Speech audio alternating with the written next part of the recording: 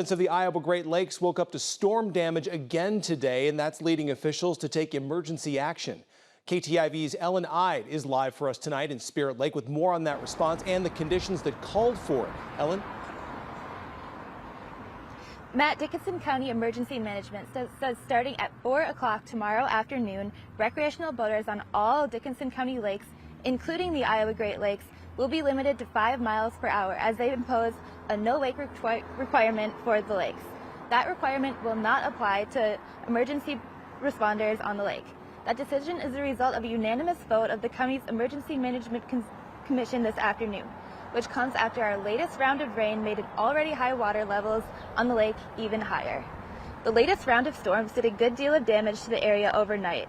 Leaves and branches could be found littering nearly every street in the region, but the most serious damage was found on the shores of the Iowa Great Lakes. Several docks were torn out of place and many washed up on shore.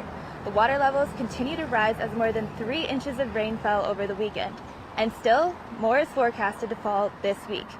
In addition to the no-wake rule and speed limit for all non-emergency boats, the Emergency Management Agency has sandbags available at 3 locations, one in Spirit Lake, one in Milford, and one in Wahpeton.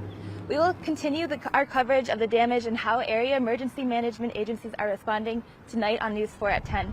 For now, in Spirit Lake, Iowa, Ellen Ide, KTIV News 4. Matt, back to you. Ellen, we appreciate the update. Thank you. The Iowa Department of Natural Resources says that rain is having an impact on wastewater systems in the lakes as well, with a number of facilities pumping untreated wastewater directly into the lakes.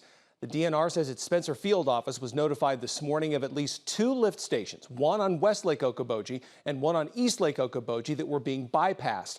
Again, that means untreated water was being discharged into the lakes. The discharge into West Lake Okoboji was about 10 gallons a minute, but ended around noon. The discharge into East Lake Okoboji from that lift station also ended around noon, though the City of Spirit Lake's municipal wastewater system is still in bypass and still discharging into the lake from 2 pumping sites. Now, that's all in an effort to keep the wastewater from backing up into local homes.